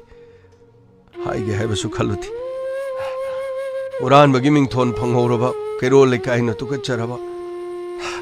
ꯅꯨꯃꯤꯠ ꯑꯗꯨꯗꯒꯤ ꯑꯩꯕꯨ ꯃꯈꯟ ꯃꯈꯟꯒꯤ ꯕꯗꯅꯥꯝ ꯇꯧꯈꯤ ꯃꯇꯩꯃꯅ ꯏꯔꯨꯖꯕꯗ ꯑꯩꯅ ꯂꯣꯟꯅ ꯌꯦꯡꯉꯤ ꯇꯥꯖꯧ ꯂꯩꯇ꯭ꯔꯤꯉꯩꯗ ꯏꯇꯩꯃꯅ ꯇꯨꯝꯂꯤꯕ ꯀꯥꯗ ꯀꯥꯡꯈꯟ ꯍꯥꯏꯗꯣꯛꯇꯨꯅ ꯌꯦꯡꯉꯤ ꯏꯇꯩꯃꯅ ꯆꯥꯛꯈꯨꯝꯗ ꯆꯥꯛ ꯊꯣꯡꯉꯤꯉꯩꯗ ꯑꯩꯅ ꯅꯠꯇꯕ ꯃꯤꯠꯌꯦꯡ ꯌꯦꯡꯉꯤ ꯌꯨꯝ ꯑꯁꯤꯗ ꯑꯍꯤꯡ ꯇꯥꯖꯧꯅ ꯍꯜꯂꯛꯇꯕꯗ ꯌꯨꯝ ꯑꯁꯤꯗ ꯑꯩ ꯂꯩꯔꯕꯗꯤ ꯐꯃꯨꯡꯗ ꯏꯇꯩꯃꯅ ꯊꯥꯡ ꯄꯥꯏꯗꯨꯅ ꯇꯨꯝꯃꯤ ꯑꯗꯨꯕꯨ ꯏꯇꯥꯎ ꯑꯩ ꯑꯗꯨꯒꯨꯝꯕꯗꯤ ꯑꯃꯠꯇ ꯑꯩ ꯈꯟꯈꯤꯕ ꯂꯩꯇꯦ ꯑꯗꯨꯕꯨ ꯑꯉꯥꯡ ꯅꯨꯡꯁꯤꯔꯕ ꯊꯣꯏꯊꯣꯏꯅ ꯀꯀꯥ ꯋꯥꯔꯤ ꯂꯤꯕꯤꯌꯨ ꯍꯥꯏꯗꯨꯅ ꯅꯨꯃꯤꯗꯥꯡ ꯋꯥꯏꯔꯝ ꯂꯥꯏꯔꯤꯛ ꯄꯥꯕ ꯂꯣꯏꯔꯒ ꯑꯩꯒꯤ ꯀꯥꯗ ꯆꯪꯉꯒ ꯋꯥꯔꯤ ꯂꯤꯕꯅꯤ ꯑꯉꯥꯡꯗꯣ ꯑꯩꯒꯤ ꯏꯅꯥꯛꯇ ꯇꯨꯝꯈꯤꯕꯅꯤ ꯑꯉꯥꯡꯗꯣ ꯇꯨꯝꯈ꯭ꯔꯕꯅꯤꯅ ꯑꯩꯒꯤ ꯐꯃꯨꯡꯗꯨꯗ ꯇꯨꯝꯕꯗꯨꯗꯤ ꯅꯨꯡꯉꯥꯏꯔꯣꯏ ꯈꯟꯕꯗꯒꯤ ꯑꯩꯅ ꯑꯇꯨꯝꯕ ꯑꯉꯥꯡꯗꯣ ꯑꯩꯅ ꯊꯦꯝꯂꯒ ꯇꯞꯅ ꯄꯨꯊꯣꯔꯛꯈꯤꯕꯅꯤ ꯃꯃꯥꯒꯤ ꯐꯃꯨꯡꯗ ꯑꯉꯥꯡꯗꯨ ꯁꯨꯝꯅꯅꯕꯒꯤꯗꯃꯛ ꯏꯇꯩꯃ ꯀꯥꯡꯒꯟꯁꯦ ꯍꯥꯏꯗꯣꯛꯄꯤꯌꯨ ꯑꯉꯥꯡꯁꯤ ꯁꯨꯝꯃꯝꯒꯦ ꯍꯥꯏꯗꯨꯅ ꯐꯃꯨꯡꯗ ꯊꯝꯂꯨꯕꯗ ꯑꯩꯕꯨ ꯑꯍꯤꯡꯗ ꯀꯥꯡꯈꯟꯅ ꯍꯥꯏꯗꯣꯔꯛꯑꯦ ꯍꯥꯏꯗꯨꯅ ꯑꯩꯕꯨ ꯕꯗꯅꯥꯝ ꯇꯧꯈꯤꯕꯅꯤ ꯏꯇꯩꯃꯗ ꯑꯩꯅ ꯑꯔꯥꯟꯕ ꯃꯤꯠꯌꯦꯡ ꯌꯦꯡꯈꯤꯕ ꯂꯩꯇꯦ ꯑꯩꯅ ꯀꯔꯤꯒꯤ ꯇꯩꯃꯅ ꯏꯔꯨꯖꯕꯗ ꯑꯩꯅ ꯀꯔꯤꯒꯤ ꯂꯣꯟꯅ ꯌꯦꯡꯒꯗꯧꯔꯤ ꯑꯗꯨꯕꯨ ꯄꯨꯝꯅꯃꯛ ꯑꯩꯉꯣꯟꯗ ꯑꯩꯒꯤ ꯃꯤꯡꯆꯠ ꯊꯤꯅꯕ ꯇꯩꯃꯅ ꯁꯟꯗꯣꯛꯂꯝꯕꯁꯤꯡ ꯑꯗꯨꯅ ꯀꯩꯔꯣꯜ ꯂꯩꯀꯥꯏꯗ ꯄꯨꯝꯅꯃꯛ ꯁꯔꯥ ꯁꯟꯈꯤ ꯑꯔꯥꯟꯕ ꯃꯤꯠꯌꯦꯡꯗ ꯌꯦꯡꯈꯤ ꯑꯩꯒꯤ ꯃꯐꯝ ꯂꯩꯈꯤꯗꯦ ꯌꯨꯝꯗꯒꯤ ꯃꯄꯥꯟ ꯊꯣꯛꯄ ꯉꯝꯈꯤꯗꯦ ꯇꯥꯆꯧꯒ ꯇꯩꯃꯒꯅ ꯆꯠꯈ꯭ꯔꯕ ꯃꯇꯨꯡꯗ ꯃꯥꯏ ꯃꯤꯠ ꯄꯨꯡꯀꯥꯏ ꯀꯥꯏꯕ ꯃꯈꯩ ꯃꯈꯣꯏ ꯃꯌꯥꯝꯅ ꯐꯨꯔꯝꯕ ꯃꯈꯣꯏꯒꯤ ꯆꯩꯐꯝ ꯃꯌꯥꯝ ꯑꯗꯨꯅ ꯑꯩꯕꯨ ꯑꯔꯥꯟꯕ ꯑꯃꯨꯛ ꯍꯦꯟꯅ ꯇꯥꯈꯤ ꯇꯥꯕꯨꯁꯟ ꯑꯗꯨꯗꯤ ꯃꯇꯝ ꯑꯗꯨꯗꯒꯤ ꯇꯥꯖꯧꯈꯣꯏ ꯆꯠꯈꯤꯕꯗꯨ ꯑꯃꯨꯛ ꯍꯜꯂꯛꯇ꯭ꯔꯦ ꯑꯗꯨꯗꯤ ꯍꯜꯂꯛꯈꯤꯗ꯭ꯔꯦ ꯑꯃꯨꯛ ꯂꯥꯛꯈꯤꯗ꯭ꯔꯦ ꯑꯩ ꯑꯃ ꯂꯩꯍꯧꯔꯤ ꯍꯥꯏꯕꯒꯤ ꯅꯣꯡꯃꯇꯁꯨ ꯂꯥꯛꯈꯤꯗ꯭ꯔꯦ ꯏꯌꯥꯝꯕꯒꯤ ꯃꯆꯥꯁꯤꯡꯗꯨ ꯅꯨꯡꯁꯤ ꯃꯈꯣꯏꯗꯨ ꯎꯅꯤꯡꯉꯤ ꯃꯈꯣꯏꯒꯤ ꯂꯩꯐꯝ ꯑꯗꯨꯗ ꯑꯩ ꯅꯣꯡꯃꯇꯪꯗꯤ ꯆꯠꯂꯨꯒꯦ ꯈꯜꯂꯦ ꯑꯗꯨꯕꯨ ꯑꯩ ꯃꯐꯝ ꯑꯗꯨꯗ ꯆꯠꯂꯨꯕ ꯃꯇꯝꯗ ꯑꯩꯈꯣꯏ ꯏꯇꯩꯃꯒꯤ ꯃꯧꯄꯥ ꯅꯨꯄꯥ ꯆꯤꯡꯂꯦꯝꯕ ꯃꯈꯣꯏꯅ ꯐꯨꯔꯝꯕꯗꯒꯤ ꯃꯥꯏ ꯃꯤꯠ ꯄꯨꯡꯀꯥꯏ ꯀꯥꯏꯗꯨꯅ ꯑꯩ ꯂꯣꯏꯅ ꯐꯤꯕꯝ ꯁꯣꯛꯅ ꯂꯩꯈꯤꯕꯗꯨ ꯀꯩꯔꯣꯜ ꯂꯩꯀꯥꯏꯗ ꯊꯣꯛꯇꯨꯅ ꯑꯩ ꯋꯥꯔꯤꯁꯤꯡ ꯑꯁꯤ ꯇꯝꯕꯗ ꯇꯥꯕꯤꯅꯕ ꯀꯅꯥꯁꯨ ꯂꯩꯇꯦ ꯑꯩꯒꯤ ꯃꯥꯏ ꯃꯤꯠ ꯐꯤꯕꯝ ꯀꯥꯏꯔꯤꯕ ꯐꯤꯕꯝ ꯑꯗꯨ ꯎꯕ ꯃꯇꯝꯗ ꯃꯤꯌꯥꯝꯅ ꯑꯩꯕꯨ ꯍꯦꯟꯅ ꯑꯔꯥꯟꯕ ꯑꯣꯏꯅ ꯎꯈꯤ ꯎꯄꯥꯏ ꯂꯩꯇꯗꯨꯅ ꯑꯩꯒꯤ ꯋꯥꯐꯝꯁꯤꯡ ꯑꯗꯨ ꯇꯥꯕꯤꯅꯕ ꯂꯩꯇ꯭ꯔꯕꯅꯤꯅ ꯑꯩꯒꯤ ꯑꯃꯠꯇꯕ ꯉꯥꯏꯔꯕ ꯎꯄꯥꯏꯗꯤ ꯑꯩ ꯌꯨꯅ ꯑꯣꯏꯈꯤ ꯌꯨ ꯊꯛꯂꯒ ꯄꯦꯟꯗꯕ ꯈꯣꯜꯂꯥꯎ ꯀꯌꯥ ꯂꯥꯎꯈꯤ ꯀꯩꯔꯣꯜ ꯂꯩꯀꯥꯏꯒꯤ ꯄꯣꯠ ꯆꯩ ꯑꯃ ꯃꯥꯡꯕ ꯃꯇꯝꯗ ꯑꯩꯅ ꯍꯨꯔꯥꯟꯕ ꯑꯣꯏꯔꯝꯒꯅꯤ ꯍꯥꯏꯗꯨꯅ ꯃꯤꯄꯨꯝ ꯈꯨꯗꯤꯡꯃꯛꯀꯤ ꯇꯥꯏꯁꯟꯕ ꯑꯃ ꯑꯣꯏꯈꯤ ꯌꯨꯝꯗ ꯂꯥꯛꯈꯤ ꯈꯔ ꯀꯟꯅ ꯊꯧꯅ ꯑꯩꯕꯨ ꯐꯨ ꯆꯩꯗꯨꯅ ꯃꯈꯣꯏꯒꯤ ꯄꯣꯠ ꯆꯩꯗꯨ ꯀꯗꯥꯏꯗ ꯂꯩꯕꯒꯦ ꯍꯥꯏꯗꯨꯅ ꯑꯣꯠ ꯅꯩꯗꯨꯅ ꯍꯪꯕ ꯌꯥꯎꯈꯤ ꯑꯩꯅ ꯌꯨ ꯊꯛꯂꯒ ꯂꯥꯎꯈꯤ ꯑꯩꯅ ꯀꯣꯏꯂꯥꯎ ꯂꯥꯎꯈꯤ ꯃꯥꯅꯦ ꯑꯩ ꯍꯨꯔꯥꯟꯕꯅꯦ ꯅꯈꯣꯏ ꯀꯩꯗꯧꯒꯦ ꯍꯥꯏꯔꯤꯕꯅꯣ ꯅꯁꯥꯒꯤ ꯅꯄꯣꯠꯁꯤꯡꯗꯨ ꯆꯦꯛꯁꯜꯂꯣ ꯅꯁꯥꯒꯤ ꯅꯄꯣꯠꯇꯨ ꯆꯦꯛꯁꯟꯗ ꯇꯥꯔꯗꯤ ꯍꯨꯔꯥꯟ ꯇꯥꯕ ꯅꯁꯥꯒꯤ ꯅꯄꯣꯠꯇꯨ ꯆꯦꯛꯁꯜꯂꯣ ꯑꯩꯒꯤ ꯏꯪꯈꯣꯜꯗ ꯌꯦꯟ ꯑꯃꯠꯇ ꯆꯪꯉꯛꯄ ꯌꯥꯔꯣꯏ ꯑꯩꯒꯤ ꯏꯪꯈꯣꯜꯗ ꯁꯥ ꯃꯈꯜ ꯑꯃꯠꯇ ꯆꯪꯉꯛꯄꯁꯨ ꯌꯥꯔꯣꯏ ꯃꯤꯁꯨ ꯑꯃꯠꯇ ꯆꯪꯉꯛꯄ ꯌꯥꯔꯣꯏ ꯑꯩꯒꯤ ꯏꯪꯈꯣꯜꯁꯤꯗ ꯑꯩ ꯈꯛꯇꯒꯤ ꯔꯥꯏꯠꯅꯤ ꯑꯩ ꯈꯛꯇꯒꯤ ꯅꯈꯣꯏꯅ ꯅꯁꯥꯒꯤ ꯅꯄꯣꯠꯇꯨ ꯆꯦꯛꯁꯟꯗ꯭ꯔꯒ ꯑꯩꯕꯨ ꯍꯨꯔꯥꯟꯕꯅꯤ ꯍꯥꯏꯗꯨꯅ ꯅꯈꯣꯏꯅ ꯈꯜꯂꯤꯕ ꯅꯈꯣꯏꯅ ꯑꯩꯉꯣꯟꯗ ꯇꯥꯏꯅꯔꯤꯕꯗꯣ ꯃꯥꯅꯦ ꯑꯩ ꯍꯨꯔꯥꯟꯕꯅꯦ ꯑꯗꯨꯕꯨ ꯑꯩꯒꯤ ꯏꯪꯈꯣꯜꯁꯤꯗ ꯅꯈꯣꯏ ꯅꯔꯤꯜ ꯂꯩꯔꯕꯗꯤ ꯆꯪꯉꯣ ꯑꯩꯅ ꯅꯈꯣꯏꯒꯤ ꯅꯄꯣꯠ ꯅꯆꯩ ꯑꯃꯠꯇ ꯑꯩꯅ ꯐꯣꯡꯅ ꯍꯨꯔꯥꯟꯈꯤꯕ ꯂꯩꯇꯦ ꯑꯗꯨꯒ ꯅꯁꯥꯒꯤ ꯅꯄꯣꯠ ꯅꯆꯩ ꯆꯦꯛꯁꯟꯗ꯭ꯔꯒ ꯃꯤꯅ ꯄꯣꯠ ꯆꯩ ꯍꯨꯔꯥꯟꯈ꯭ꯔꯒ ꯑꯩꯉꯣꯟꯗ ꯍꯨꯔꯥꯟꯕꯅꯤ ꯍꯥꯏꯕ ꯁꯥꯏ ꯍꯨꯔꯥꯟꯕꯗꯤ ꯅꯈꯣꯏꯅ ꯈꯪꯕ ꯉꯝꯗ꯭ꯔꯦ ꯍꯨꯔꯥꯟꯕꯗꯤ ꯂꯣꯏꯅ ꯑꯁꯤꯡꯕ ꯉꯥꯛꯇꯅꯤ ꯑꯁꯤꯡꯕ ꯃꯤꯅ ꯍꯨꯔꯥꯟꯕ ꯉꯥꯛꯇꯅꯤ ꯑꯄꯪꯕ ꯃꯤ ꯑꯃꯠꯇꯅ ꯍꯨꯔꯥꯟꯗꯕꯅꯤ ꯑꯁꯤꯡꯕ ꯃꯤꯁꯤꯡ ꯑꯗꯤ ꯃꯤ ꯈꯪꯗꯅꯕꯒꯤꯗꯃꯛ ꯈꯪꯗꯕ ꯃꯑꯣꯡꯗ ꯃꯥꯒꯤ ꯇꯦꯛꯅꯤꯛꯀꯌꯥ ꯁꯤꯖꯤꯟꯅꯔꯒ ꯍꯨꯔꯥꯟꯕꯅꯦ ꯑꯄꯪꯕꯗꯤ ꯀꯅꯥꯃꯠꯇ ꯍꯨꯔꯥꯜꯂꯣꯏ ꯑꯄꯪꯕꯗꯤ ꯍꯨꯔꯥꯟꯕ ꯇꯥꯍꯧꯕꯅꯦ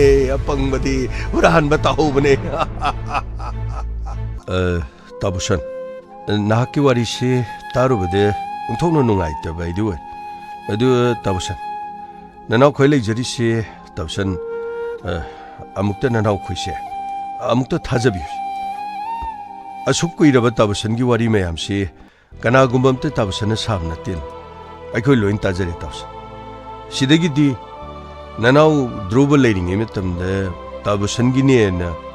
ꯀꯅꯥꯝꯇꯅ ꯇꯥꯕꯨꯁꯟꯗ ꯈꯨꯠ ꯊꯥꯕ ꯌꯥꯔꯣꯏ ꯂꯩꯀꯥꯏ ꯂꯝꯗꯝꯁꯤ ꯂꯩꯔꯤ ꯃꯤꯁꯤꯡꯅ ꯇꯥꯕꯨꯁꯟꯗ ꯈꯨꯠ ꯊꯥꯒꯦꯅ ꯍꯥꯏꯇꯥꯔꯗꯤ ꯇꯥꯕꯨꯁꯟꯗ ꯈꯨꯠ ꯊꯥꯗ꯭ꯔꯤꯉꯩꯗ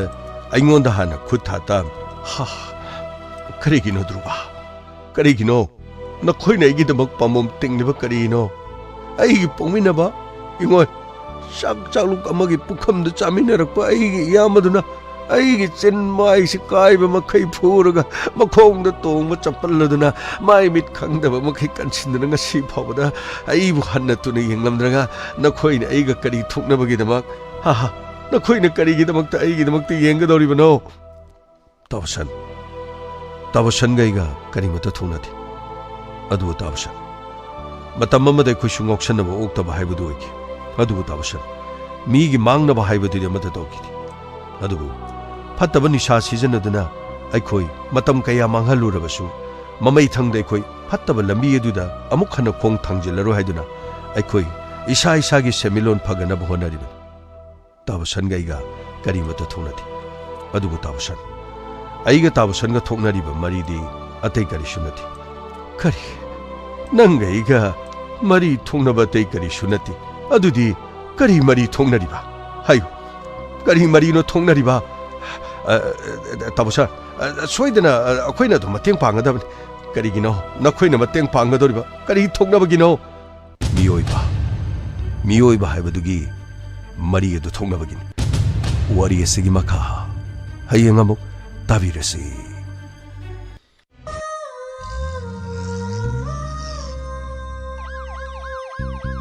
Lakle lakle Inspector Tayay tayay tayay Lakle lakle Lakle lakle Inspector Tayay tayay tayay Uthanaba Kanbinaba. Thank you, sir. Welcome. Uthanaba. Kanbinaba. Inspector. Tayay, tayay, tayay. Lakle, lakle. Inspector. Tayay, tayay, tayay.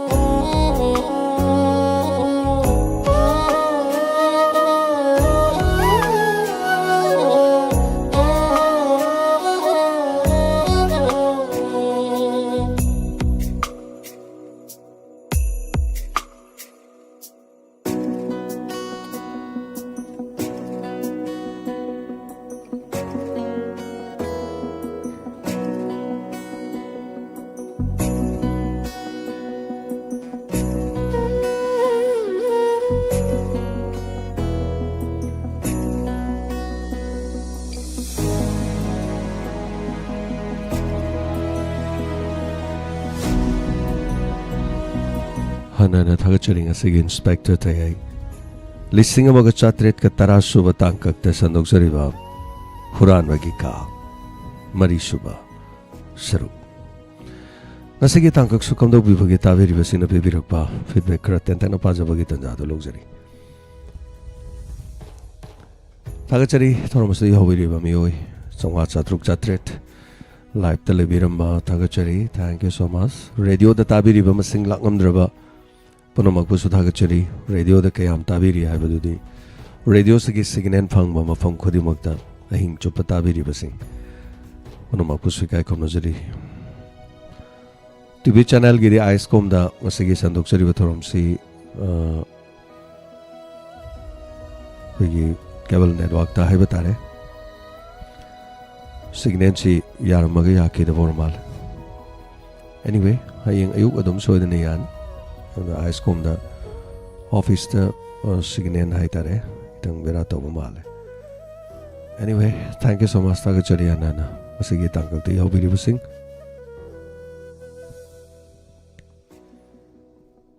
Ronita Gururi mam Thagachari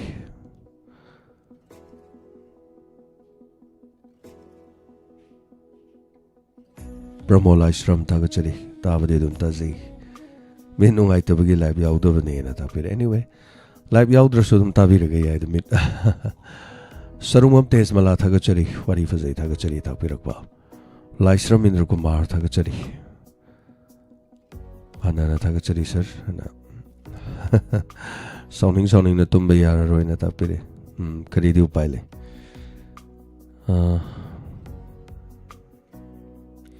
Madam Kuraiza Memi wari se taba the wari na takpiri kari upaile Nilakanta thank you so much tagachari yung khaiba melen tagachari Bijanti ningombam Bijanti horok chamba maibam horok chamba yorok kidra male the Bijanti ningombam ngak tangai mal Anyway tagachari hanana sabir Haisini sabir tagachari hanana Suranjoy konsam tagachari number litan hai bormal live luxury kara thank re okay thank you so much tagachari hanana daga danajani thojam tagachari Madam Binodini thank you so much Dhruva ito basantagi nova punsi ma hawalasi tagachari somna kanda ahlama police na investigation tawki bai tangkak tu ngasi lisalak pangamdre haying di mo magi wari mo tarani lisalak pangamdre maram kaino da somna kanda magi temper se domda legi ne wari marak thalur kanda wari du nungai ra roi do dugini Thank you so much tagachari hanana well wari sida pen da nungai ta ba yaw na wari du khangtap ta loisan gimni na kramaina no na haibada ada punsi da dum charang na raga dum leiba punsi loisan mangam da ba haitare khodi episode ani ong gak tari ni bosanda gi punsi da wari di numit nungti khodi makini haibata mem cha yo lembam tagachari hanana Thank you so much Comment hanjan bai pajadre Ibe manning thokong tagachari hanana Nomai the mamta tagachari Oza Jayanta Kumar tagachari ngasigi tangkak pazakri takpirakpa thank you so much tagachari mitigi pitaki takpire Manishana arke tagachari hanana konsam balavati pari pazakri takpire thank you so much Lais from Radha Uran bagi kamari shubha tangkak pazai na takpirakpa tagachari Duga Pramola Ishram Icha James na takpire tagachari anan Pramak tagachari Lashraminda Kumar tagachari minute yam sang mane 40 minute kak sana bane te ai anda ke tangkak sing je yam 45 46 50 yam lo yo ai tai wari tangkak sing je ya da baduna ana tagachari ana Suranjay konsam tagachari wari tabada haksang se tu chung mafawisar tapire hoi ai sanajabada mitagi pi tan tan sanari ne aina sanaji kappaga dialogue tawbada hai tare khonji ju ngarang nahane khonji kitang tarap tawga dum tawba anana sanungai tadi khonai ta tai anana ahanjing na sola kana nara kana phamungdagi khonjen thoktobam leidaini sor khonjen thoktobado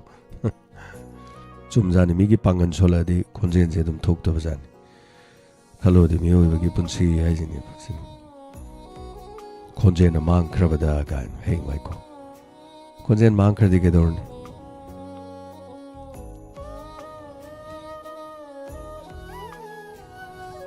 tagachari na na do ga ngasi Facebook live ta le biri basing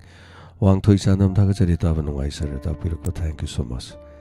Emola taning thojam tagachari abong PK Koman tagachari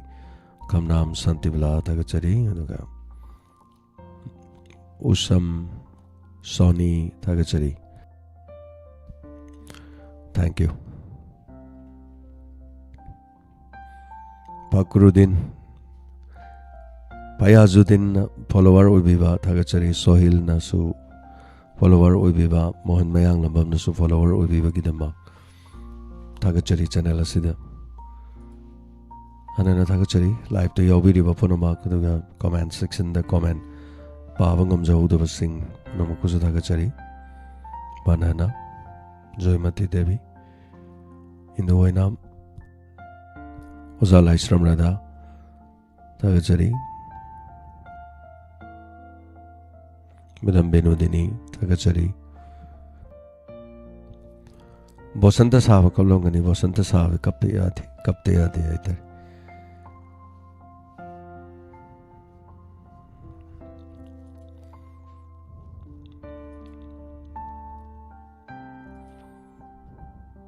से मतंग खुदोल तमजरगे तामिनसी ऐसो सोर गाक्तंग होंदोकजगे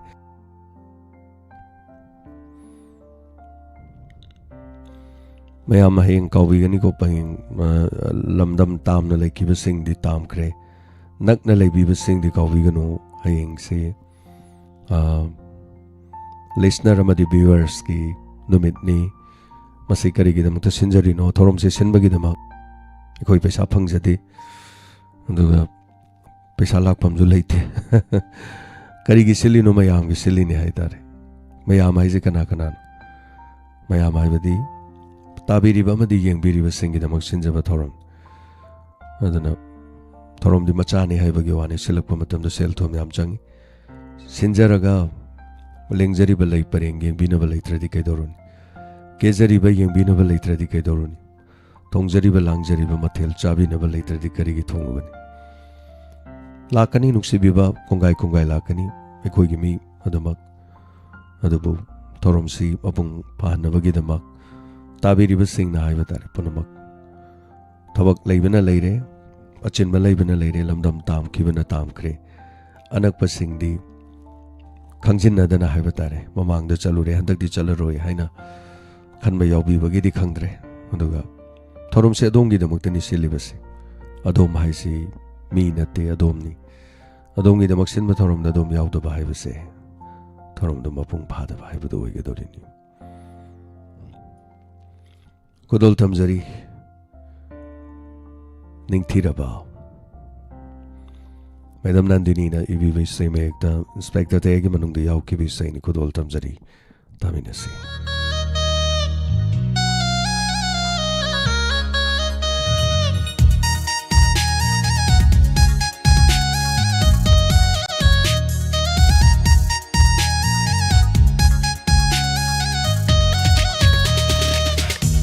Ninghtiraba ayuki korogi mangalda maningtam na shatliba lairang sing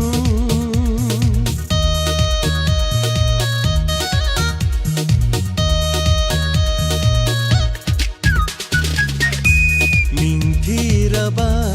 ayuki korogi mangalda maningtam na shatliba lairang sing yengluraga thamoya se lang tak na halli ningsing halli tam horavi mahapu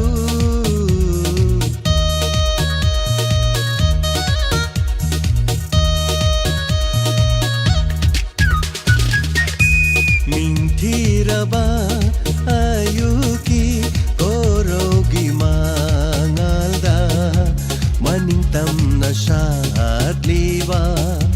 lairang sing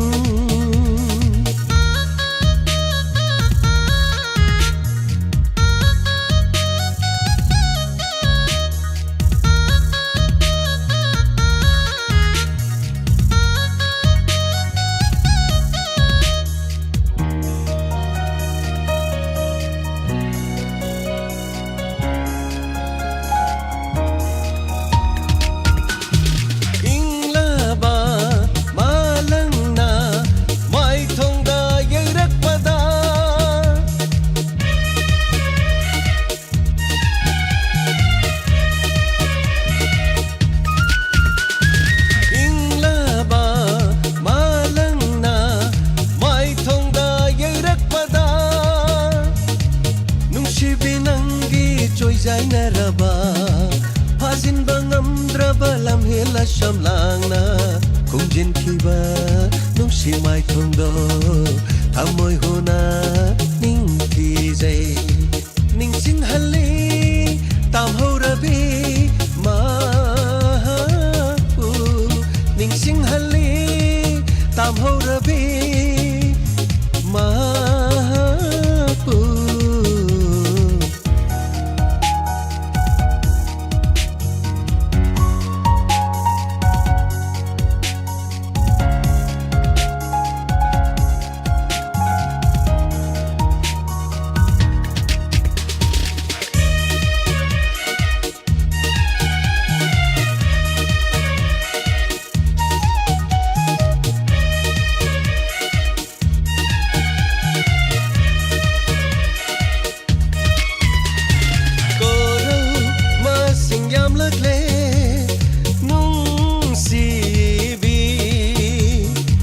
ꯂꯝꯍꯦꯜꯂꯕ ꯑꯩꯒꯤ ꯊꯃꯣꯏ ꯂꯀꯥꯅꯨꯡꯗ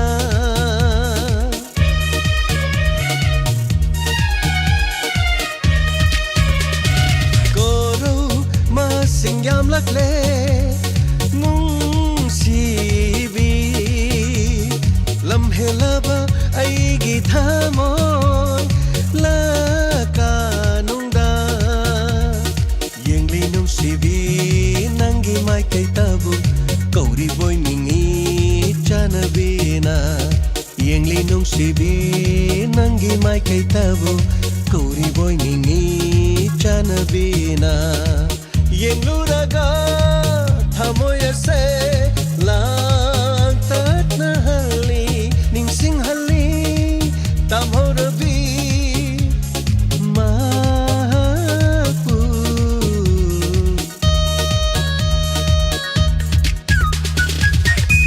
ꯅꯤꯡꯊꯤꯔꯕ ꯑꯌꯨꯛꯀꯤ ꯀꯣꯔꯧꯒꯤ ꯃꯉꯥꯜꯗ ꯃꯅꯤꯡꯇꯝꯅ ꯁꯥꯠꯂꯤꯕ ꯂꯩꯔꯥꯡꯁꯤꯡ ꯌꯦꯡꯂꯨꯔꯒ ꯊꯃꯣꯏ ꯑꯁꯦ ꯂꯥꯡꯇꯛꯅꯍꯜꯂꯤ ꯅꯤꯡꯁꯤꯡꯍꯜꯂꯤ ꯇꯝꯍꯧꯔꯕꯤ ꯃꯍꯥꯛꯄꯨ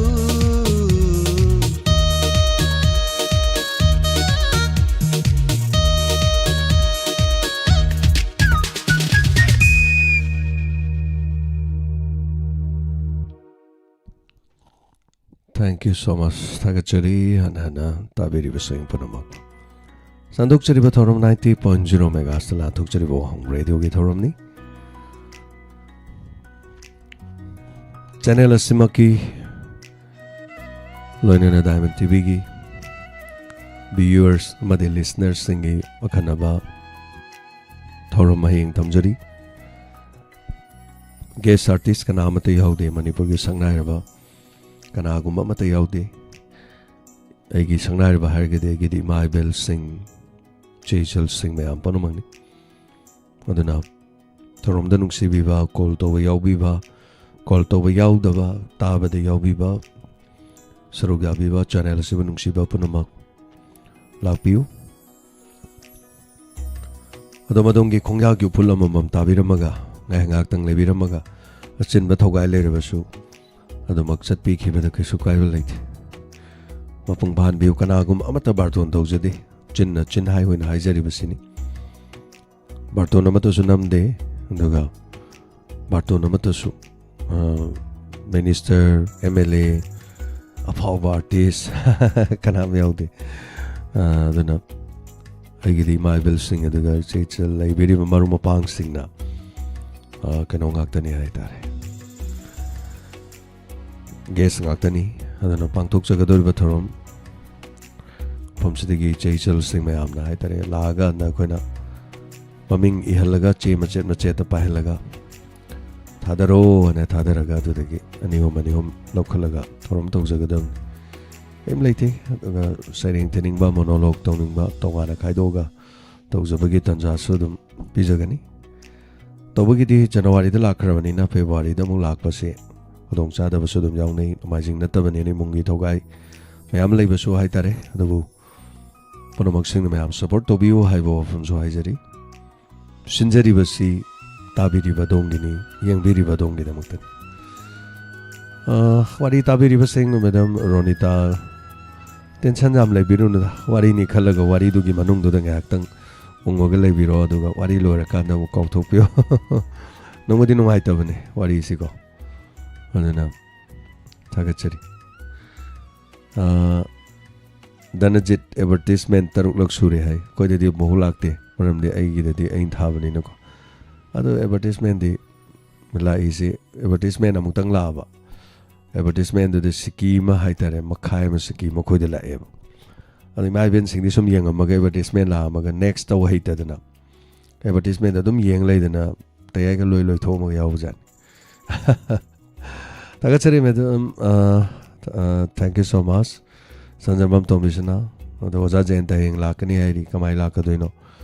oja jenta paira kadori bra manipur de leibira bra Hindu Inam, Ibicha, Kitrimayum. Sir Dorendro Yumnam, thank you so much. Ngasigi episode was a tragic. Remedy for Zain at anyway. You say for Zain is without Tagachari Punamak, Ming Pahuda Bamayam Punamak. The now may thank you so much, Sabir. Tagachari Ngasigi, the Tormotion make it and Zalozage. Mid Usalo, I was we are with the Chamane. And then Nan Makadi. Thing as you think I don't Pungham a Pungaman, a Tumdabay, no Alice. Haying the Tumtabay doing. Me am Panamona Koran and I do it. Torum Yang knows any. Anyway, a Pabaya Papa swung am Yaudava, was a game I have no support PBU. And the Yari Makayadom, like Payabo, but the Lapiu. To do Pamatality Bartonum Zade, I have often seen now. I am the Generation Hizeri. Diamond TV Home Radio was support of you. Shona Chanbirabadi, Sembi Chanbirabadi. Aikoi miyang gidamak thogol marang kai na tawang boyzagi hinglingai matam lemhoriba matam chahi kaya khara sida haibatai miyang gidamak aphaba tawminasi reba gidamak aphaba leminasi awana gidamak hingminasi koi masen amaga mateng pangnadan hingminasi ngasi gidamak-tadi sandokjariba thorom matanga solution jabe yaba lawjari Diamond TV gidi makhata na dumak sandoksaki gani Haujikidamak-tadi tabiribasing midyang tabiribasing punamang pujayam sa rujam na mukha na Kurumjari, umalibang na yay fari, sanalibang na yay fari Kurumjari